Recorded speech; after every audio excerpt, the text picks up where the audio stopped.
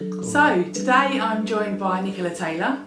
Nicola, can you tell me exactly what does a funeral celebrant do? A celebrant is somebody that creates, facilitates and delivers a ceremony. So that is absolutely any ceremony really. So we can do weddings or baby naming ceremonies or funerals. But what happens in the chapel, what happens in the service from when we go in the door to when we leave is our responsibility. So we write it, we create it, we liaise with the family to make it as perfect as possible for them. And everything within there, when we're handed, the funeral director hands to us, when we go in through the doors, and that's the job of the celebrant. So do you do weddings as well? So I do pretty much all funerals. I do the very odd wedding because I'm asked by perhaps a guest that's been at a funeral to do a wedding, but funerals is really where I feel that I can add the most value and I get the most reward. That's the place I'm best. And how did you find yourself in this career? I got into being a funeral celebrant, like I think a lot of funeral celebrants, through my own experience of death. So for my mother's death, and she died very quickly. She was quite young, quite fit, and I organised the funeral. And what I found during that process, I didn't realise at the time how cathartic organising that funeral was and how important it was to create something that was so her. And my father and I, after that experience, got so much comfort from people, even weeks, months later, phoning up and saying, "Oh, wasn't June's funeral lovely? You know, wasn't this great on that day? And wasn't that so June?"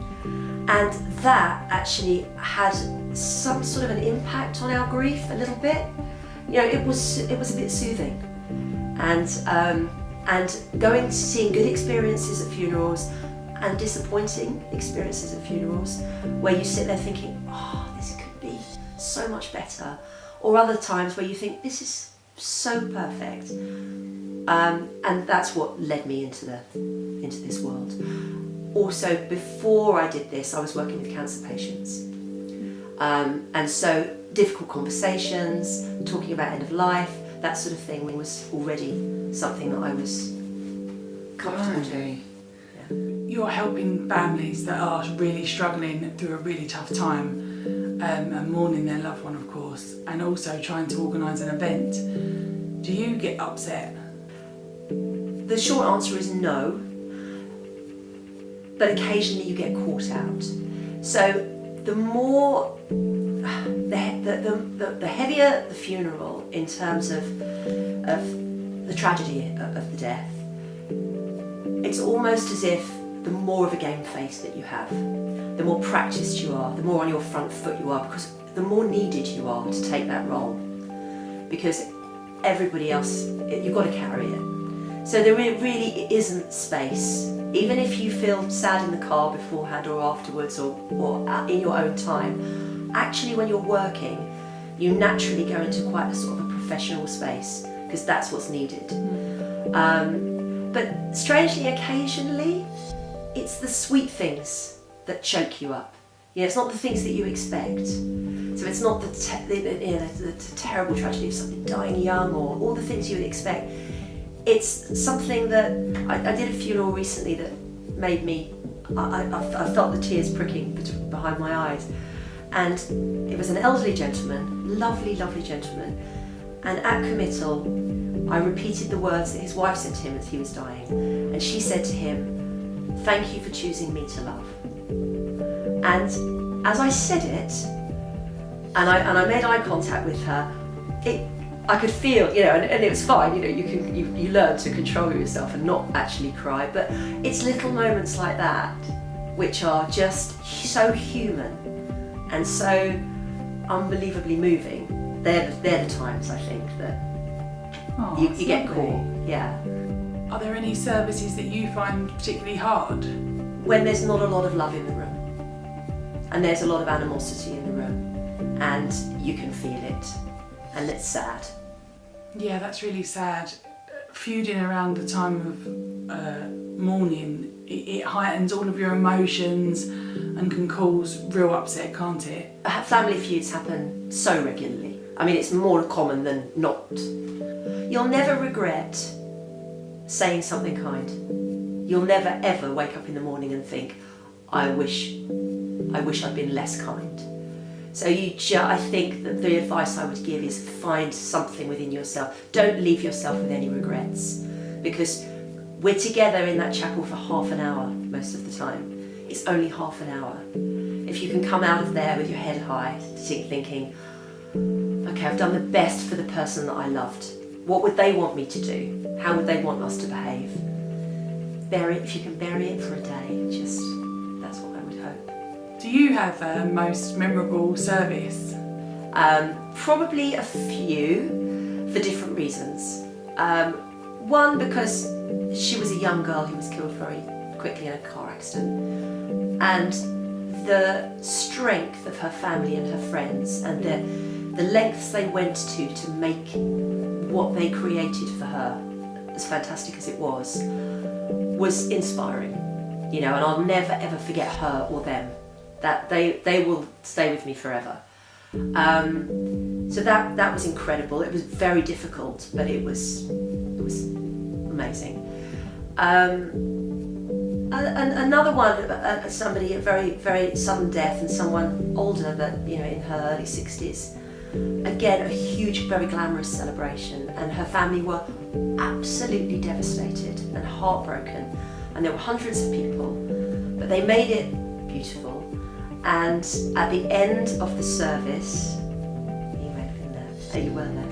At the end of the service, they played a dance track, and people in the chapel got up and danced. And as heartbroken as they were, and I thought of her, and I thought, oh my God, how happy would she be? Look at her family, they can do this. So that was incredible. And probably my most special was the chairman of West Ham. Because of it was such a different, unique experience. But also I'm a lifelong West Ham supporter. I've been in that ground in the old ground since I was 5 years old. And so to be standing there on the pitch in the London Stadium, looking at the players and the directors and David Gold, having that honour was unforgettable. The air was full of bubbles. It was unique. Oh yeah, that was absolutely magnificent, wasn't it? I know magnificent is a strange word to use for a final celebration, but it was breathtaking, and certainly a funeral I will never forget. To every detail, and that was down obviously to Matt and how it was done, but everything, my God. I know, stunning.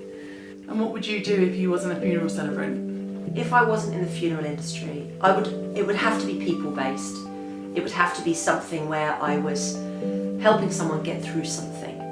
So not in a counselling way, but before this I mentioned I used to do beauty treatments, but on cancer patients. So it would be something that I could assist in some painful, perhaps end-of-life situation. Whether I worked in a hospice or that's the area that I feel.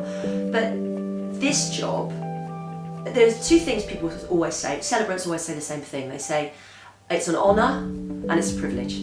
That's the two things. And I have racked my brains to think of other ways to say it or better ways to say it. And actually, it is an honour and it's a privilege. And it is such a rewarding job that if I won the lottery and I won X amount of million and I never had to work again, this is the only job that I would want to keep doing, and I wouldn't stop doing this, because it becomes part of who you are. It's what, these people, these families, those experiences are just become part of your life, and I wouldn't want to live without that, because it is a huge privilege. It's really lovely. It's so nice to work in an industry that's helping people. Do you have any tips for a family member or a friend that would like to speak at their loved one's funeral? Obviously standing up in front of all those people, public speaking in itself is quite difficult. If you want to speak at a loved one's funeral, you've got to give yourself the best chance of getting it right. So don't speak for too long, firstly. Apart from anything, no one can take it in. No one can take in 15 minutes of talking. Funerals are made up of small little snippets of information, because that's all anyone can cope with. So, and it's too hard for you to speak to someone you love, to stand there for 15 minutes.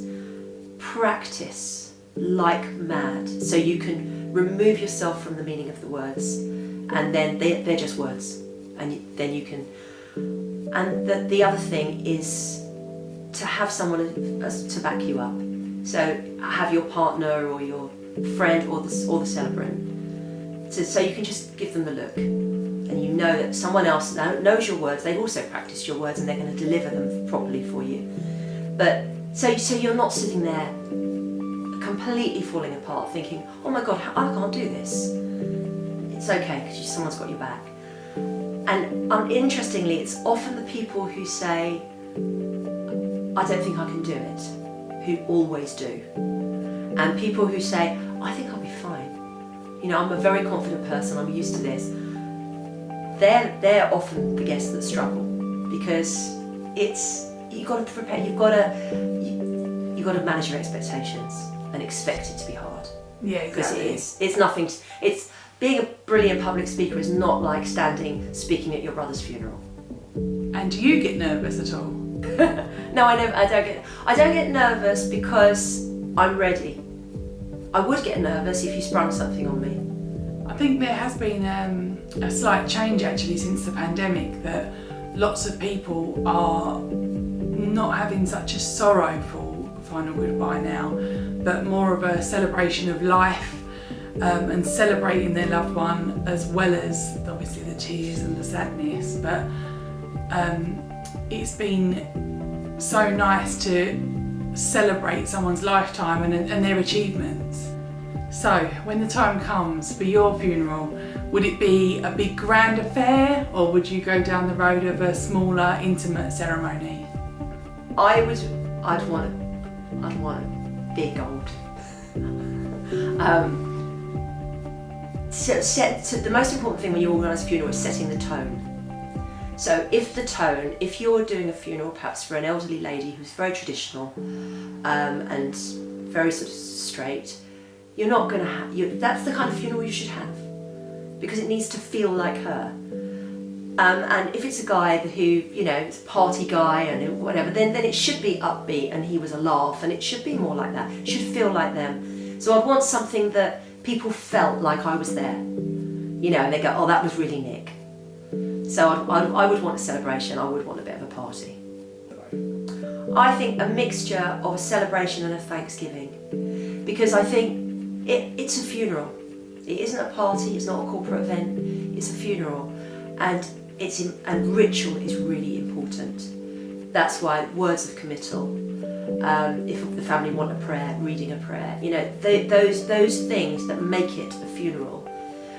Otherwise, we're in a reception room in a pub. I'm talking about your life. It's not that. So I think, yes, a celebration is wonderful, and that's what we want to do, and celebrate all the best things about that person's life. But it also needs to be a Thanksgiving and a farewell, because the difference, watching the family, and you'll know this, watching the family turn up to the chapel, terrified often, no one wants to be there. It's the last place anyone, this is the moment they've been dreading. Watching that and seeing them exit the chapel, and just having that slight, just for a little while, that slight dropped shoulders, and that release, and the smile, and the love that's been in that room, that's sort of, they've absorbed, you know, and you can kind of almost feel that they're changed. And if you allow, because now we can say anything, we can swear, we can use any language we want, do what we want. And the best things is sometimes when you use a phrase that person used at the end of the service, and a lot of people don't know about it, and it's often got a colourful word in it. And you just see that, oh, brilliant. There's this kind of like popping a balloon. You know, there's this kind of sort of, oh, and you can see everyone looking at each other going, oh, you got the last word. You know, and that, I love that. Thank you so much for today. It's been amazing. I'm just going to leave you with one final question. What advice would you give someone that has sadly suffered the loss of a loved one recently? The advice I'd give someone who's lost a loved one would be to firstly care for themselves and their immediate family, and reach and let yourself be looked after, because you've been hurt. And if you had a serious operation or you had a serious illness, that's what would be happening, and that's what's happened to you. So take the support.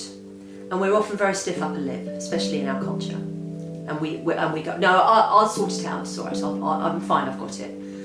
Allow people to help you, and trust in that. Surround yourself with professionals who will carry you, who are really practiced at what they do, and so that you feel in safe hands. And have a meeting with your funeral director, and they will carry you through the process, and let that happen. But that 2 to 3 weeks between the death and the funeral is so important, and I'm quite grateful that in our culture we have that, because obviously a lot of people, it's 24 hours and they've got no time to really process this, and some really important decisions are made in that time, and it does make a difference.